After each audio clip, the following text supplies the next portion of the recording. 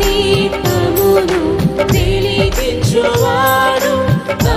చీకటిని వెలుగుగా చేయును జలరాశుల నుండి బలమైన చేతితో జలరాశుల నుండి బలమైన చేతితో వెలుపల చేర్చిన బలమైన దేవుడు వెలుపల చేర్చిన బలమైన